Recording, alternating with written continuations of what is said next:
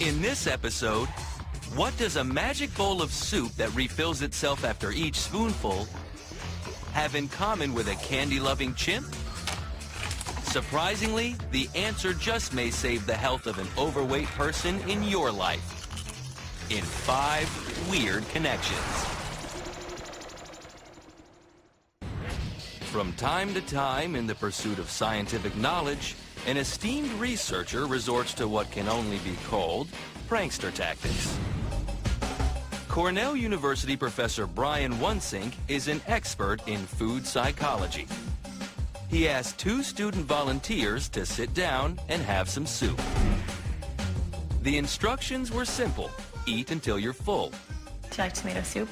Yeah, it's so good. I haven't had tomato soup in a long time. Neither have I.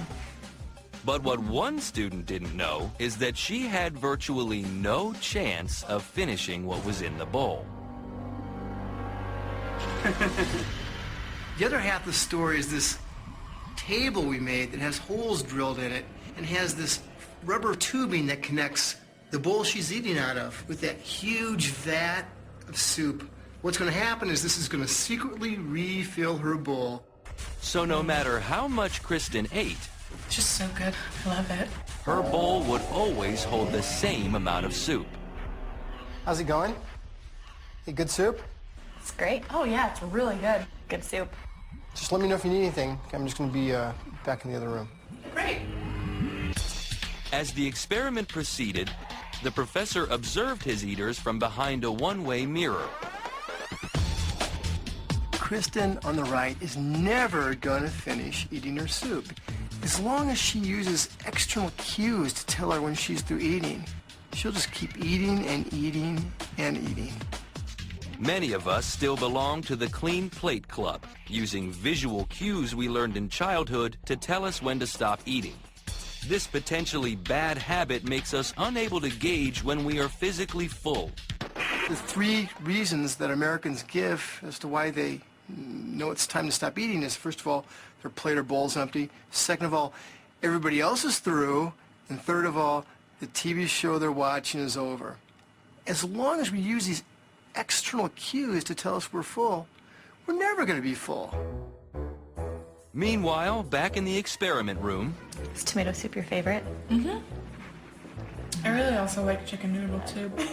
one student finished her soup without wanting a second helping.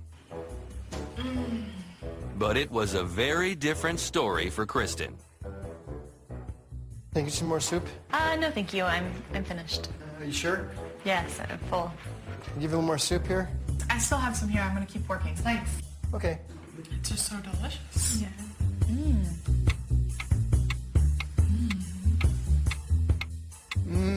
Good.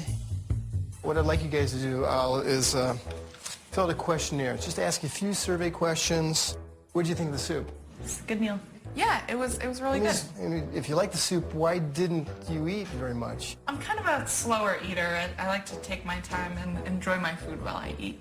Okay. And we've been having a good conversation here. Okay. If you want to finish that, I'll give you a few more minutes. Thanks.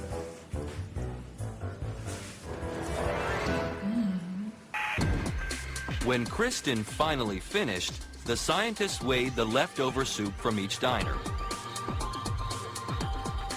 Poor Kristen ended up eating almost twice as much soup as Jennifer, simply because her bowl was being refilled and she didn't have that cue to indicate how much she had eaten. Think she's a glutton? In fact, she is very typical of many people. I call this mindless eating. It essentially means being unaware of how much we're eating and why we're eating. It's also what counts for the 2 to 3 pounds that a lot of Americans gain every single year. Professor Wunsink believes there's a link between Kristen's immense soup intake and the obesity epidemic in America. 65% of us are overweight. Is it because we don't know when to stop eating? The more we end up looking at these external cues in our environment to tell us we're through, there's almost no hope for us, because every cue in our environment, whether it be the size of a package, whether it be what the person across from us is doing, or whether it be a label on a box, tell us to eat. As long as we rely on these external cues, we will continue to eat.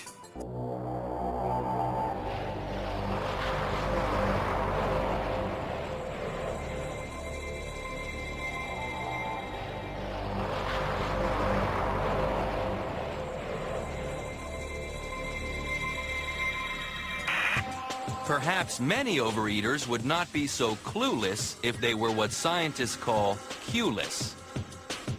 Weird connection number 2. Dining in the dark, not dimly lit, but pitch black. Are you overweight? Blame it on heredity, not just on your truly great-grandmother, but much further back into the past. The problem is that we have Stone Age genes, which actually tell us to eat whenever there is food, because our ancestors never had a problem with obesity. Professor Stefan Russner is a medical doctor at the Karolinska Institute in Stockholm. He says caveman survival depended on spotting food and downing it, fast. You had to eat for hours just to get the energy into your body that you needed then to run and walk and run away from the lion, reserve for famine or infectious diseases. Dr. Russner wanted to test a theory. If we couldn't see the food we were eating, would we be more alert to the internal signals that tell us when we are full? In our obese patients, we see that they are stimulated by sounds and smells and sights and whatnot. So we thought it would be an interesting idea to look at what role sight played for eating behavior. It doesn't seem like much of an experiment. Anna is simply eating a meal. Keep watching, though, because things are going to get a whole lot weirder. Eat at your own pace and exactly as much as you want. Okay.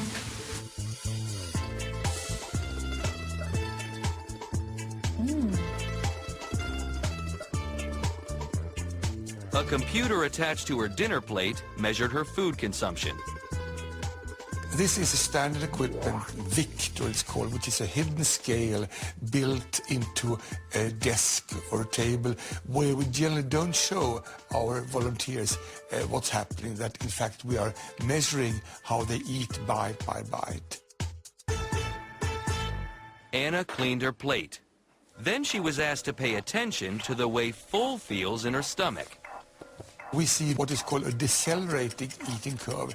When you're hungry, you start faster, and as you get more and more food into your stomach, you slow down, you kind of get a bit tired, you feel that maybe you want a bite or more towards the end of the meal, but then all of a sudden you realize that you're happy and done, and then you put your spoon on the table, and then the computer picks up the signal and terminates the meal.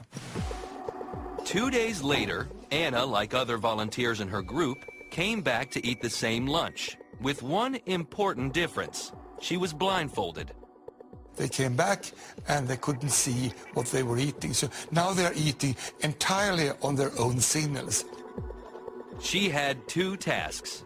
The first was to find her mouth with the spoon, which enabled her to do the second. Eat until she felt full.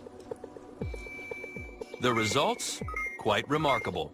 Anna stopped eating much sooner than before, and there was lots of food still on her plate. And look what happened when the amount of food eaten at her normal meal was compared to her blindfolded meal. By blindfolding people in a very standardized setting, we can reduce food intake by about 22%. When there are no visual cues, the brain pays attention to the signals sent by the body and can get a more accurate read on hunger as well as fullness. It's a powerful concept, and one that has been turned into a revolutionary eating experience at this unique London eatery. Diners actually eat in pitch black.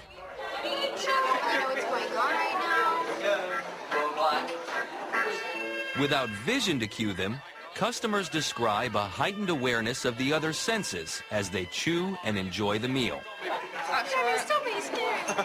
It's food for thought as to whether these diners eat less here than at a regular restaurant. No studies have been done yet.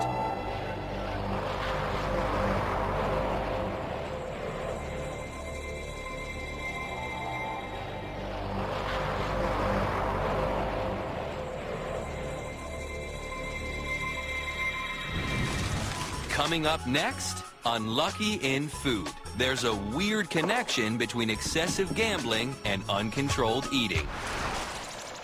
Weird connection number 1, the soup bowl that never emptied. Weird connection 2, a snack in the dark. And now, weird connection 3, potato chips and gambling chips. There is a connection, and it is, of course, weird. Eyes are important for us. We look at everything, so that we look also at the meal we have in front of us. But I think that also a deeper reason could exist. Sounds mysterious. Italian psychologist Riccardo Pignati says obesity is not just about visual cues.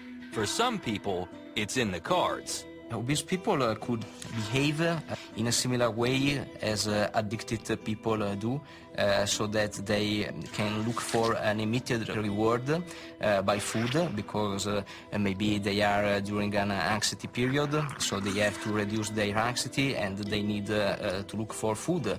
In the study of obesity, I think that we have a lot to learn from the mind of gambler. At his clinic near the Italian Alps, Dr. Pignati recruited a full-figured Italian mama, Fernanda, and a thinner volunteer, Valentina. They would take part in an experiment that seemed to have nothing whatsoever to do with eating disorders. It was based on a gambling card game. The gambling is like a metaphor. We can think that coins are like calories, like the food that you go to eat. As you may have guessed, the virtual card decks in the experiment were rigged, although the players didn't know that. Decks A and B offered an immediate cash reward, but with the risk of big losses later in the game. That high-risk excitement would attract a natural gambler, but the odds were against the player who would ultimately lose. Decks C and D offered lower cash prizes, but with much smaller losses. In other words, C and D were safer long-term bets. Each volunteer would make 100 decisions of which deck to bet on. Valentina, the thin volunteer, went first. 40 choices into the game, Valentina figured out the key. Decks C and D offered steady rewards and minimal losses, so she kept picking them.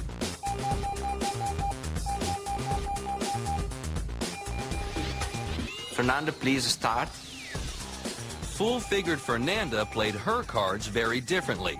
She proved to be a natural high-risk gambler, focusing on decks A and B. No, non è possibile. She kept chasing after the big wins, even though she suffered ever larger losses. Mamma mia. Doesn't seem logical? Perhaps it isn't. The orbital frontal cortex is the part of the brain that helps make decisions. And in some gamblers, as well as overeaters, this portion of the frontal lobe has been shown to have some physical dysfunction. This experiment teaches that choices made by obese people are similar to that made by substance abusers, as both tend to be overstimulated by immediate reward. More study is needed to find out if some people addicted to food or gambling are physically inhibited from making good long-term decisions, and instead are drawn toward instant gratification. We hope that this could be not only a way to study obesity, but maybe it can contribute to set up new treatments about obesity, taking into account that they have this particular compulsive behavior and that they are like gamblers. And in weird connection number 4, the will-powered chimp. If he can avoid the candy dish, so can you. Pansy, you ready for your toys? Meet a dedicated pair who spent their entire careers involved in Sit right there. scientific experiments. No, Sherm, over here. Come on. Not performing them, but starring as test subjects. They're the pride and joy of Georgia State psychologist Mike Barron. We are going to be taking a look at two really unique chimpanzees today, Sherman and Pansy. Sherman is an adult male, and he's in his 30s, and Pansy is an adult female, and she's in her 20s. Come sit down over here. Come on. They've been doing this kind of thing for basically their whole lives, and so we're very fortunate that they're willing to participate in these kinds of studies with us. Good. Right there, right there, right there. Good. Right there. Perfect. Dr. Barron has spent most of his professional career Come on working down. with chimps. Hi. Okay, okay, okay. He says that chimps have an undeserved reputation as impulsive creatures. Right here. You want to groom my hand? How about that? In fact, Dr. Barron believes they can teach us a few things about self-control and overeating. Touch your nose. There you go. One thing that we do as human beings, we've actually created phrases within our language to say that, you know, someone has an animal impulse, as if to sort of indicate that animals are impulsive and humans are not, and we're rational and we rise above that. The research with the chimpanzees actually indicates that that's not always the case, that in some cases, chimpanzees seem to show a rationality that parallels that of human beings, particularly older human beings. The chimps have actually developed their own techniques to help resist temptation. What we were interested in looking at is self-control, or the ability to wait some period of time to get a better outcome as opposed to being impulsive and taking whatever's available right now. Dr. Barron devised an experiment that would be maddening to anyone with a sweet tooth, especially a chimp. It's a candy dispenser controlled by a computer. It's a pretty simple setup. We have just a basic computer that's attached to a food dispenser, and this food dispenser automatically will drop candy pieces into a container. And the chimpanzees have access to the container, and they can disconnect it whenever they want, and they can eat the candies that are in that container. And the rule of the game is pretty simple. The longer they wait, the more candies they get. So really, if they want to get the most food items, then they have to show some self-control. They can't be impulsive.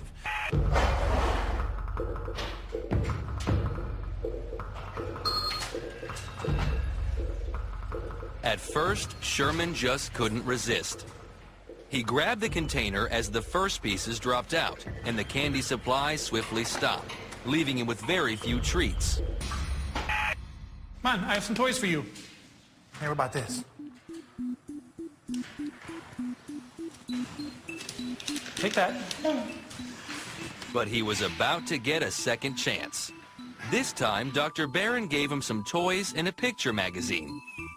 Watch carefully as this chimp shows you his own diet trick. It just may be useful the next time you're staring longingly at a bowl of candy or ice cream. So how's he doing? He's doing pretty well so far. He's paying a lot of attention to the toys. He seems to like that magazine. It's an amazing sight. The chimp clearly knows how the candy dish works. So he's distracting himself with the toys and magazine to resist his candy craving until he gets all 36 pieces in the machine.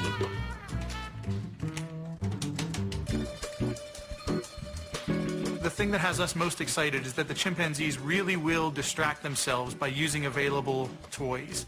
So they use the toys to get more food items, but they do that mainly in the situation in which they have to divert their attention, because there's this really impulsive thing, this sort of urge to eat the candies that are available, and they have to try to override that. They have to try to show this self-control behavior.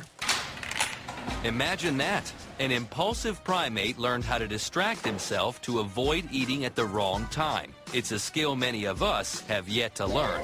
It's hard to inhibit those urges and do what's best for you in the long term, whether that involves saving money for buying a house or not eating the chocolate cake that's sitting right in front of you. And so looking at what non-human animals can do in this case is actually sort of illustrative of the kinds of things that humans might do in similar situations. It's been a journey of surprises on a subject that is all too familiar for many of us. 100,000 Americans die each year of diseases related to obesity, and many more are battling excessive weight gain every day. Connection number 5 may help with this problem: how to trim the fat from our future. Is it the empty bowl of our first connection that causes people to overeat? Or an emotional emptiness? One that people compulsively try to fill with food addiction, as in connection 3. Painful motions are part of the human condition, and our natural tendency is to try to alleviate it or eliminate it. Food can be a very, very short-term fix. Cornell University is where psychologist Rob Dobrensky got his training in eating disorders. He says more research is on the horizon into the concept of food addiction, which requires specialized treatment. Overeating is different than other addictions such as drugs, alcohol, cigarettes, in the sense that we need food to survive. We don't need those other items. So, too, therapies like the distraction displayed by the chimps in Connection 4 must be further refined by scientific research. What has not been done is trying to use the idea of distraction and use the idea of insights and creating space between urge and impulse in a formal setting. If our anything, it is this. The causes of obesity are as diverse as the people who suffer from it. And if we truly want to end the epidemic, both scientists and sufferers must take that into account. So what we need to do is develop more formalized, standardized types of treatments, particularly for the individual. There is no magic bullet, no quick fix high-tech solution. But the passionate researcher and the determined patient have at hand the most powerful tool there is to tame the human appetite. And that is the human mind. In this episode, how an ostrich on a running machine could help prevent obesity and save lives. In just 5 weird connections.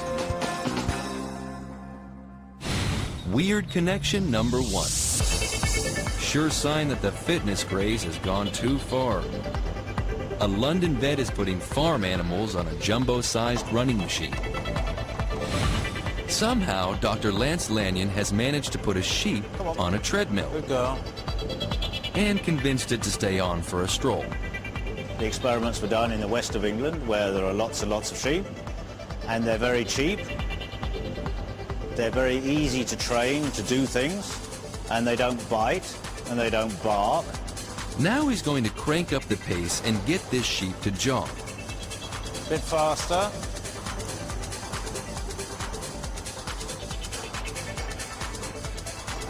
We can get some data. Lanyon is a professor of the Royal Veterinary College in London. Dr. Lanyon is taking some very intricate measurements on the inner workings of animal limbs for a groundbreaking study.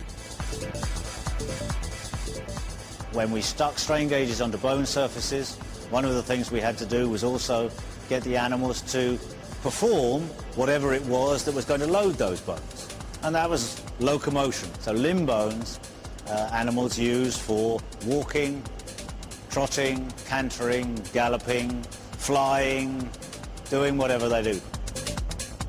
The experiment goes like this. Find the most amiable horse around and wire her up to a computer. Then measure how much the tibia bone in the leg stretches and compresses under the strain of walking, trotting, and galloping. There's a good girl. See if she'll trot. Okay, a bit faster. Come on, baby. There we go. We were interested in whether, as they got faster and faster, because a trot is obviously faster than a walk and a canter than a trot, whether the strains in their bones just got larger and larger and larger, or what happened. A measuring device called a strain gauge is put on the animal at various gaits. Oh. You'd think a gallop would put a lot more strain on the tibia than a walk or a trot, right? Because there is more force on the bone. You'd think that, and you'd be wrong. Hey, that's why they have to do experiments. Animals' limbs regulate themselves, so the force of the gait never moves the legs too far out of shape to the point where they snap. No matter what speed the horse moves, gallops or walks, the bone only bends, that is, compresses or stretches, a minuscule amount. To accomplish this, the load-bearing limbs seem to have built up extra bone mass to guard against the force of the gallop.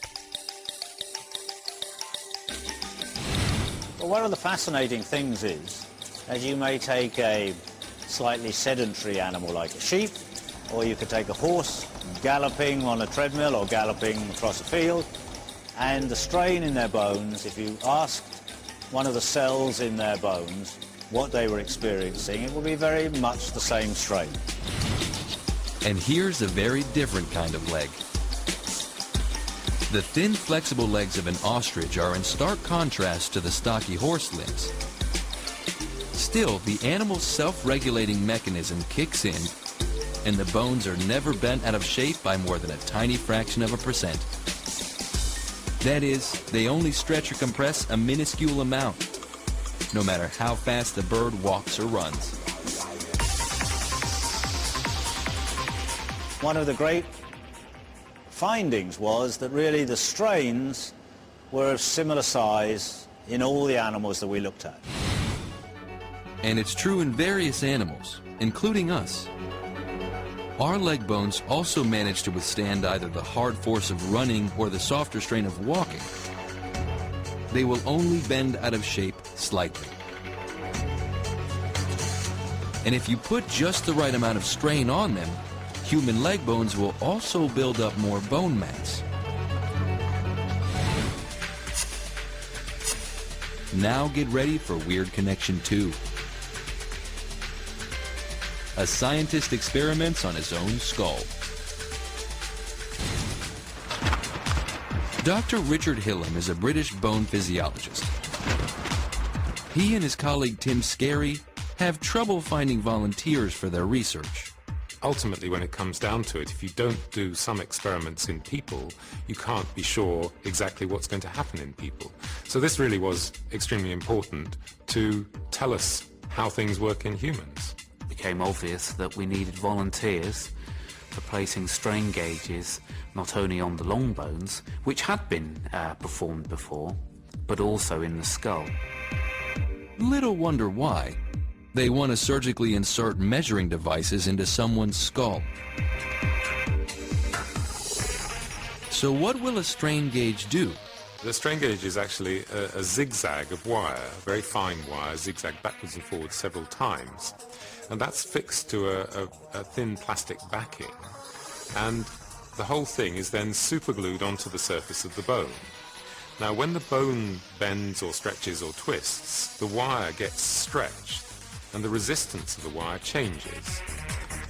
So in order to measure strain, they simply have to measure the resistance of the wire. So when I bend this bone, because there's a strain gauge attached to either side of it, one side is stretched and the other side is compressed. So the traces show a symmetrical pair of lines either side of zero. One is showing compressive strains and the other one's showing tensile strains. But who wants a strain gauge in their skull? Richard and I had been talking a long time about how when people are osteoporotic, they lose bone from the rest of their skeleton but not from their skulls. And also how there was a certain amount of data showing that there were differences in the strains in the skulls of animals from their long bones. But the truth is, until we show that there are regional differences in the strains of skulls and long bones of humans, no one's really going to take this seriously. And I remember to this day the exact words I said to Richard, and those words were, "Yeah, Richard, that's absolutely right, but where on earth are we going to find anyone stupid enough to let us put strain gauges on their skull?" Taking the treadmill horse experiment a step further, they plan to measure human bones under the strain of everyday movement and compare the tibia bone of the leg with the skull bones of the cranium. This vital research has never been done before. And it's important because the skull bones seem to respond to strain in a totally different way to the rest of the human skeleton. Figuring out how it works could be the first step in curing many maladies. I decided I had to be the volunteer. I wasn't going to get any other volunteers, so I was the subject, which was quite exciting, I thought. Until he reaches the point of no return. As I was lying on the table, it then dawned upon me what I was about to undertake. 2 gauges are implanted on either side of his skull and 1 in his tibia. Dr. Hillam is wired up to a computer as he crashes about for 8 hours. He jumps off ladders and boxes for a while,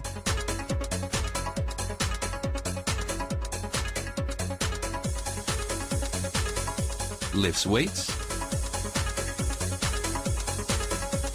bounces a 10-pound medicine ball off his head, breaking one of the gauges in the skull, and still he presses on. He takes a stroll, grimaces and laughs, and chews heartily for lunch. When they unhook Hillam and download the results, the team has a jolt of its own. The bones of the skull seemingly respond to outside force in a very different way to the rest of the skeleton. When Richard jumped off the ladder, we measured the strain in his tibia, and that was about 0.2%. When he hit himself on the head with the rubber hammer and when he headed the very heavy ball, then the strains in his skull were less than 0.02%. So the most extreme things you could possibly think of to do to your skull, that you certainly don't do in everyday life, cause 1/10 or less than the strains that you get in your leg by relatively normal activity. So the skull does something completely differently from the rest of the skeleton. The hard-headed scientist, brave enough to put himself in his own experiment, made an important discovery. Human leg bones respond to the strain of movement by adapting to it, either by building up more bone mass or changing shape slightly. But the skull doesn't do any of that.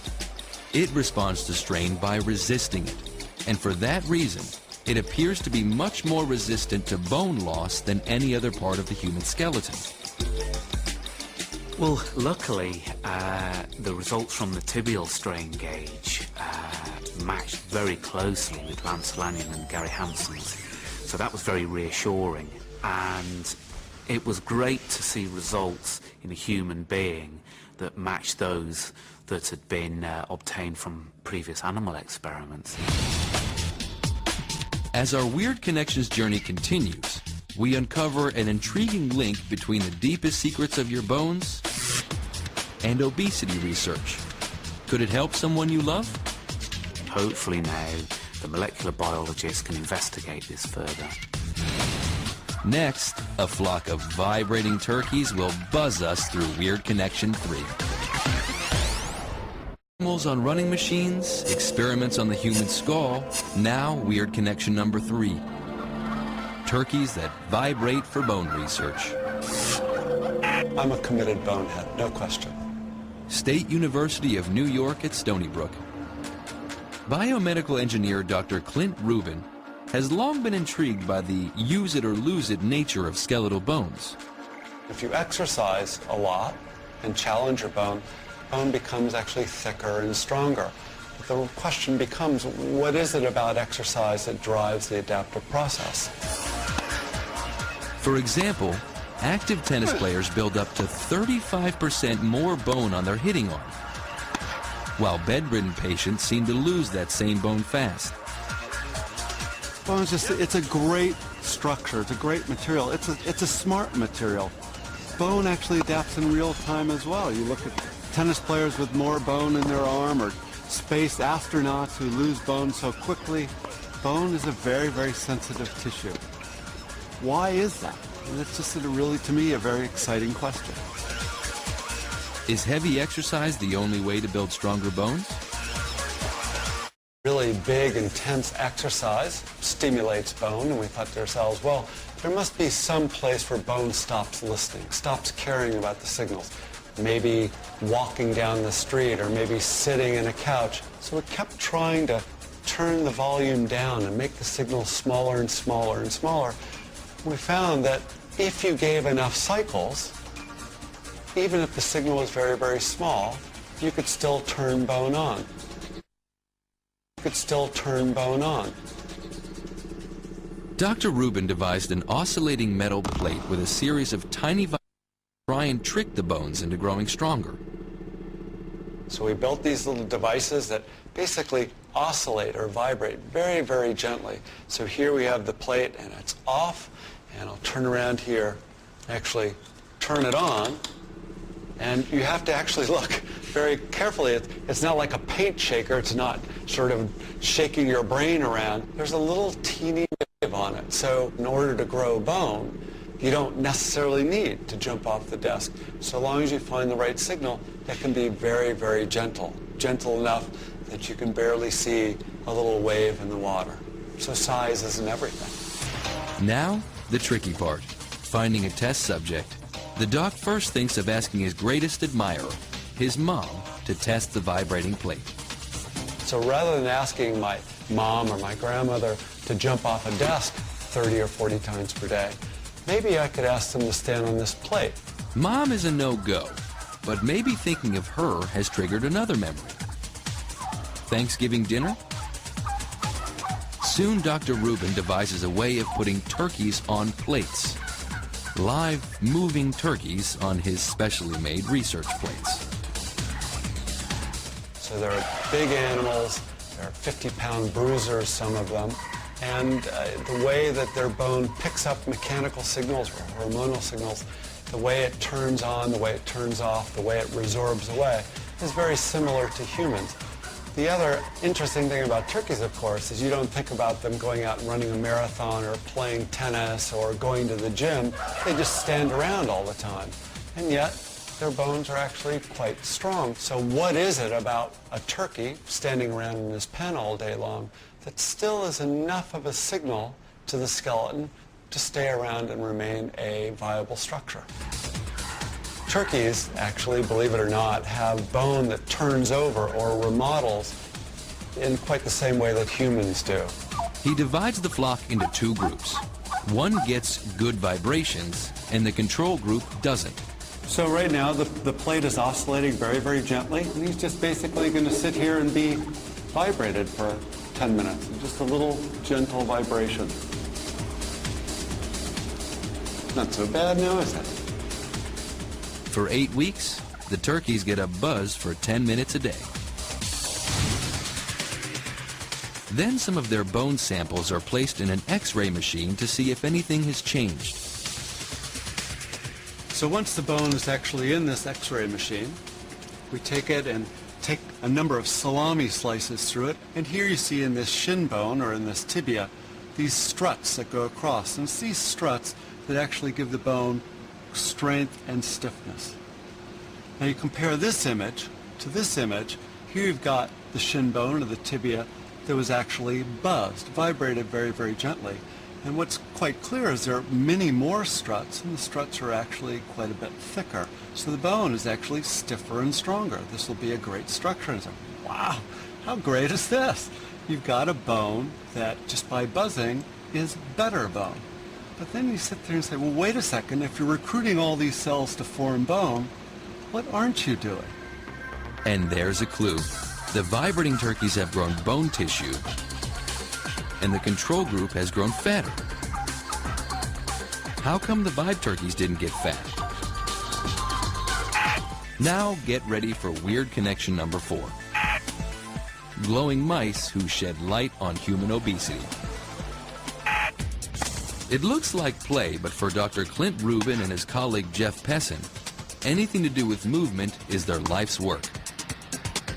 Dr. Pessin comes at the question from his perspective as a biochemistry professor. Why don't Dr. Rubin's vibrating fowl gain weight?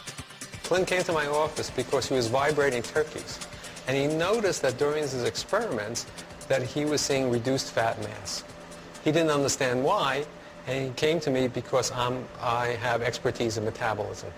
And at first, I was very skeptical. I didn't believe it. I just assumed it was mimicking exercise. Dr. Pessin began investigating neutral stem cells, which can turn into anything, for clues. What if the vibrations stop cells becoming fat cells and somehow transform them into bone cells? To find out, he painted stem cells fluorescent green and implanted them in mice.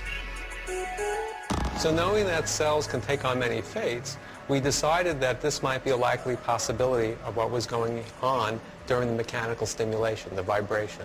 So we engineered mice by implanting in them green labeled cells so that we could follow the cell fate determination during the vibration protocol.